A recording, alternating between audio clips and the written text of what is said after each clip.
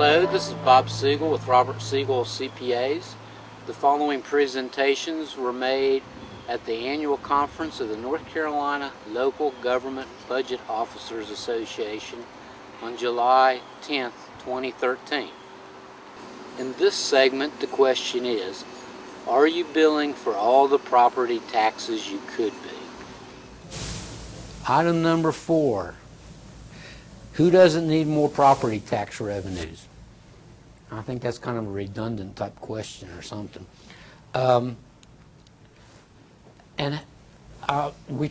We've copied this bill about a zillion times, and this is the best we could do. But up here, it's from the North Carolina Department of Revenue Property Tax Division, and it's called Certification to Municipalities. But there's also a certification to county governments too. And it's for all those places in this fine print here that I'm sure you cannot read. There's certain organizations in the state, businesses, that file a property tax listing with the North Carolina Property Tax Division.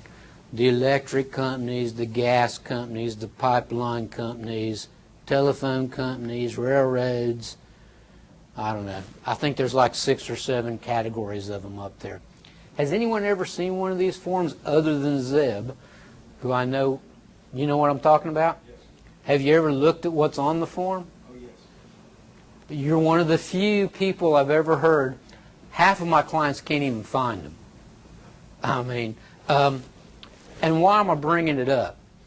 Well, I think someone needs to look at these reports because we keep finding errors on them.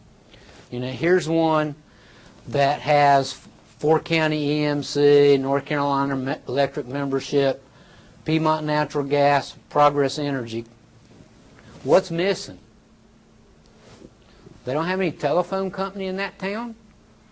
You know. Bus line service? They didn't have a bus line, but the railroad went right through Main Street, the entire length of the town.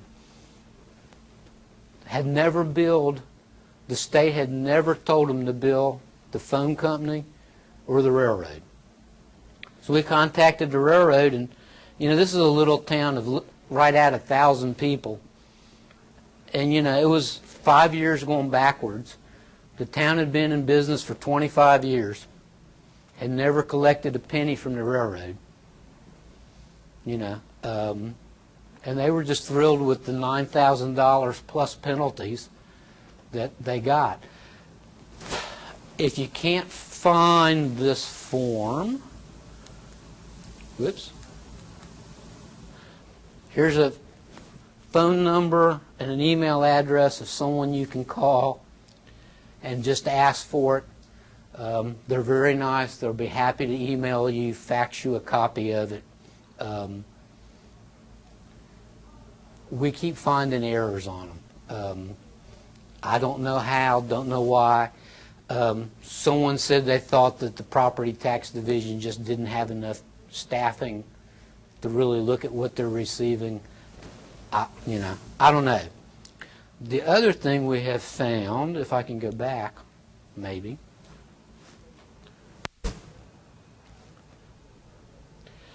Do any of you have a municipal service district? One of those special tax districts like a downtown district or something like that. I was looking at these forms for several years and had no clue what this little line down here meant, municipal service district, when I had to ask a client to explain it to me one day. And they said it's our downtown special district, that there's a special 12-cent or whatever it was tax rate. And I had no idea that that's what that meant. And I've been looking at them for years. But this Bell South actually had real estate in their downtown district.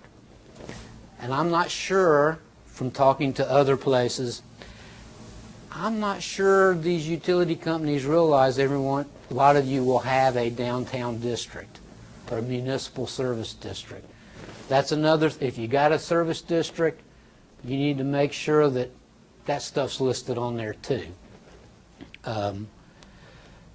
So I'll tell you a story about municipal service district. We're a town, I don't know, 10 to 15,000 people. The manager asked us to ask if we could look at all the parcels in their town to make sure that they were being billed city taxes. They thought there were some discrepancies between what the tax department was billing and what was actually inside the city. And we did confirm that the county was billing all the parcels in the city, but they weren't doing too good on the municipal service district.